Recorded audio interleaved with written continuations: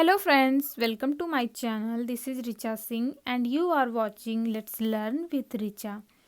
Friends, आज हम बात करेंगे फेमस पोएट जॉन मिल्टन के फेमस एपिक पोएम के बारे में जिसका नाम है पैराडाइज लॉस्ट। हम इसके बुक फर्स्ट के 1 to 26 लाइंस को डिटेल में पढ़ेंगे और इससे रिलेटेड कोई भी क्वेश्चन अगर एग्ज़ाम में आता है तो आप इस वीडियो को देखने के बाद उसका आंसर आसानी से दे सकते हैं। जॉन मिल्टन का जन्म दिसंबर 9 1608 में और उनकी डेथ नवंबर 8 1674 में 65 की एज में हुई थी। इनके फादर का नाम भी जॉन मिल्टन था और इनकी मदर थी सारा जेफरी। इनकी education Saint Paul's School London, University of Cambridge और क्राइस्ट कॉलेज कैम्ब्रिज से हुई थी।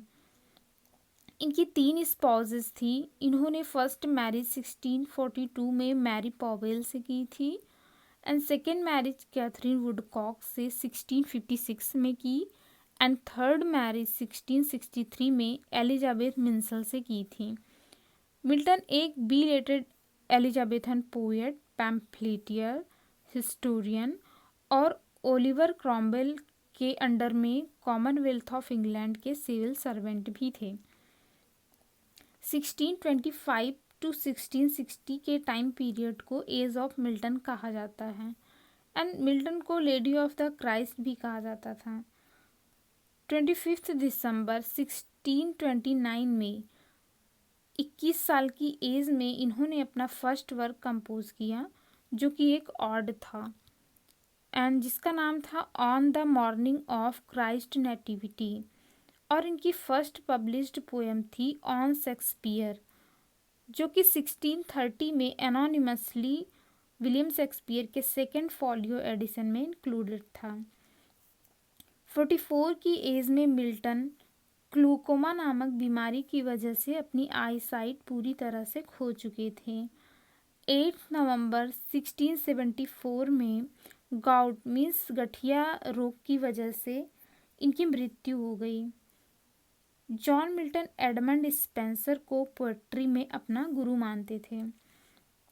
इनके कुछ फेमस वर्क्स हैं L'Allegro, Il Penseroso, Comus, a masque presented at Ludlow Castle, Lycidas, Paradise Lost, Paradise Regained, Samson Agonistes, of reformation, of education, Areopagitica, on his blindness, on his being arrived to the age of 23।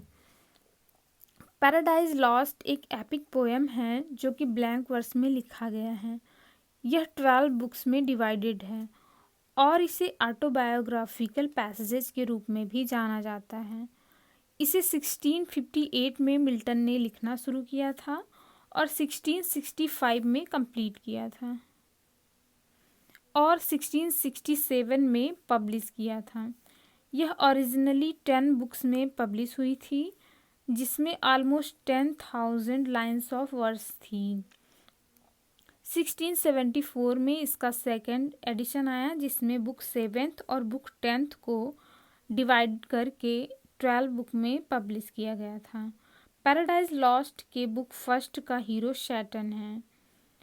First book में fall of man means जो मानव का पतन है वह कैसे हुआ इसका वर्णन है और temptation of Adam and ewe और इनके एक्सपल्सन के बारे में बताया गया है कि कैसे गार्डन ऑफ ईडन से उन्हें बाहर निकाला गया। इसके लिखने का मिल्टन का पर्पस था to justify the ways of God to man. Paradise Lost की सबसे छोटी बुक थी सेवेंथ बुक जिसमें 640 लाइन्स हैं और जिसका नाम है क्रिएशन ऑफ द वर्ल्ड और लॉन्गेस्ट बुक है नाइन्थ बुक जो है वो सबसे लंबी है जिसमें 1189 लाइन्स हैं। आइए फ्रेंड्स अब हम बुक फर्स्ट को स्टार्ट करते हैं। Of man's first disobedience.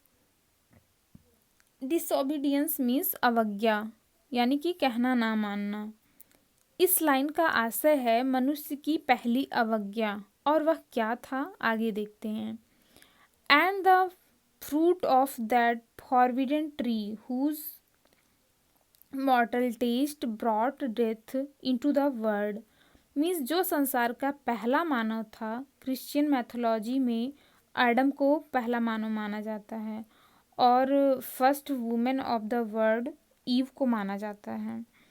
तो जो first man of the world था एडम, उसने फॉरबिडन ट्री का फ्रूट खाने का पाप किया था। मीन्स एक वर्जित वृक्ष का फल जिसे खाना मना था, उसे खाने का पाप पहले मानव ने कर दिया था। मीन्स गॉड को डिसोबे किया और यही पहले मानव का पहला पाप भी था, जिसका नश्वर स्वाद ही इस संसार में नश्वरता यानी मृत्यु को ले आया। वह जो ट्री था वह ट्री ऑफ नॉलेज था। इस लाइंस में मिल्टन जो पोएट्री की देवी म्यूज़ हैं उनका आह्वान कर रहे हैं कि हे कविता की देवी, मुझे प्रेरणा दीजिए कि मैं जो मानव के द्वारा फॉरबिडन ट्री से फ्रूट खाने का पाप हुआ था, अवज्ञा हुई थी, उसके बारे में लिख सकूं।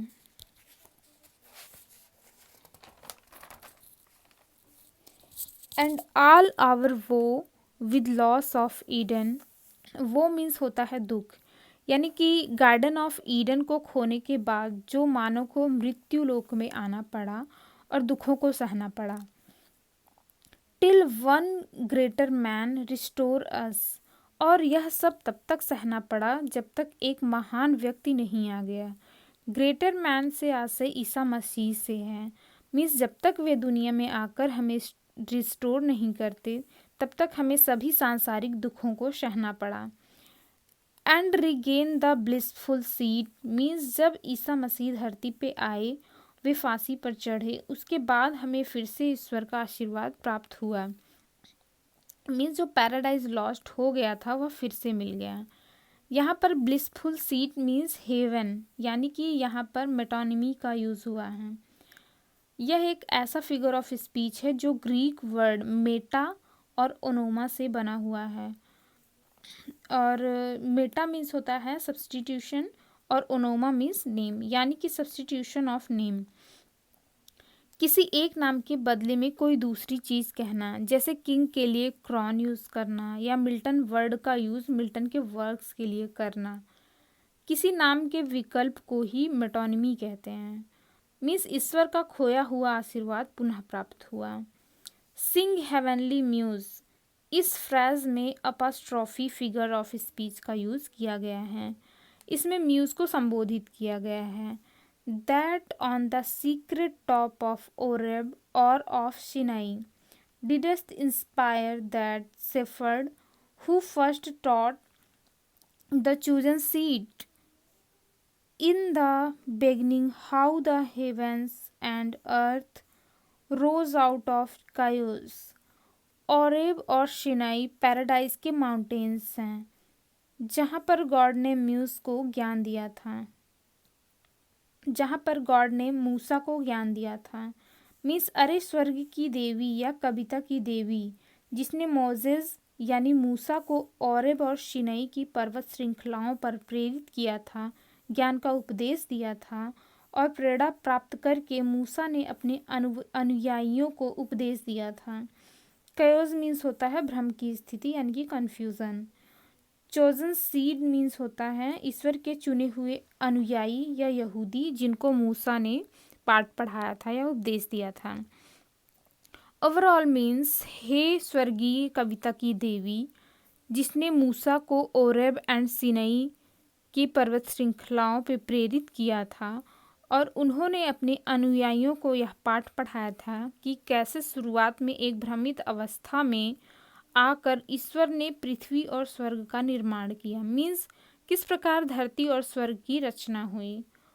और if Sion hill delight thee more and Siloa's brook that flowed fast by the oracle of God. Sion hill एक माउंटेन है जिसपे जेरूशलम को बनाया गया। ब्रुक मीन्स एक छोटी नदी। शिलोवास ब्रुक हिनोम घाटी में एक जलधारा है, उसका नाम है शिलोवा। ओरेकल ऑफ गॉड मीन्स भगवान का मंदिर। ओरेकल मीन्स मंदिर होता है। एंड फास्ट बाई जो फ्रेज है इसका मतलब होता है समीप। इस लाइन्स में मिल्टन म्यूज़ का इन्वोकेशन करते हैं एंड इन्वोकेशन करते हुए कहते हैं कि हे देवी, तुम्हें शियोन हिल ज़्यादा पसंद है, और जो सिलोवा नदी है जो कि गॉड के टेम्पल के पास बहती है वो तुम्हें पसंद है। I thence invoke thy aid to my adventurous song that with no middle flight intends to soar above the Onion Mount. Invoke means होता है आह्वान यानी कि बुलाना, एंड एड मीन्स होता है हेल्प करना, सहायता करना। एडवेंचरस सॉन्ग मीन्स होता है साहसी गीत। That with no middle flight, इसमें मेटाफर का यूज़ किया गया है। मिडिल फ्लाइट मीन्स एक ग्रीक देवताओं का राज्य करने का स्थान होता है। एंड ऑनियन माउंट, जहाँ पर 9 म्यूजेस रहती हैं। इंटेंस मीन्स होता है इच्छा, एंड सॉर मीन्स होता है राइज मीन्स ऊपर उठाना। मीन्स तब मैं आह्वान करता हूँ कि जो मैं एक साहसिक गीत या काव्य लिखने जा रहा हूँ उसमें आप मेरी सहायता करें, और मेरी इच्छा है कि मेरा जो काम है उसकी ख्याति ऑनियन माउंट से भी ऊपर तक हो।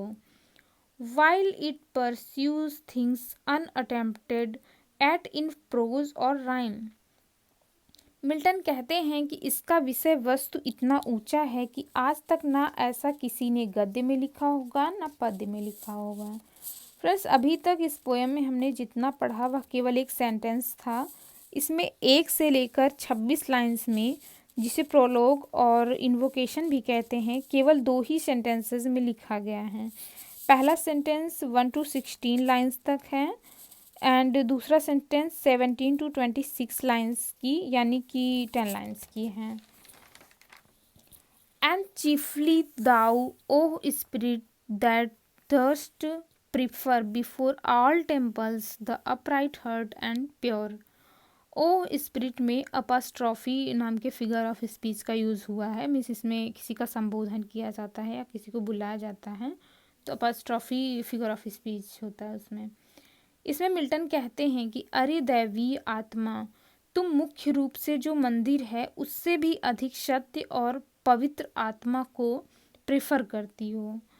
Instruct me for thou knowest, thou from the first wast present, and with mighty wings outspread, dove-like sattest, brooding on the vast abyss, and madest it pregnant.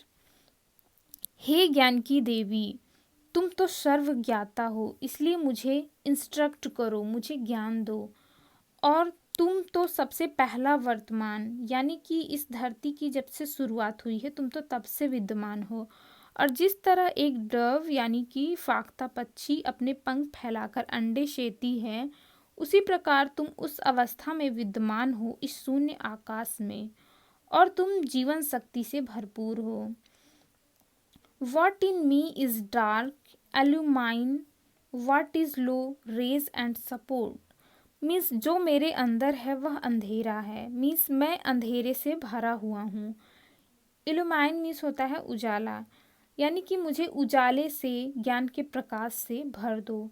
और जो मेरे अंदर गिरा हुआ है मीन्स जो निम्न स्तर का है उसे उठा दो और मुझे सपोर्ट करो, मुझे सहायता दो। That to the height of this great argument I may assert eternal providence and justify the ways of God to man. Milton कहते हैं ताकि मैं जो ये महान तर्क है उसे ऊंचाई तक ले जा सकूं, और गॉड को, eternal providence means wisdom and foresight of God, means ईश्वर का जो विषय है उसके अनुरूप उसकी उदारता का वर्णन कर सकूं, यानी कि ईश्वर का मनुष्य के प्रति जो कार्य है उसको मैं न्यायपूर्ण बुद्धिमत्ता का औचित्य सिद्ध कर सकूं। फ्रेंड्स, अगर मेरी वीडियो पसंद आई हो तो इसे लाइक और शेयर करें, और चैनल को सब्सक्राइब करें और बेल आइकन को प्रेस करें। Thanks for watching.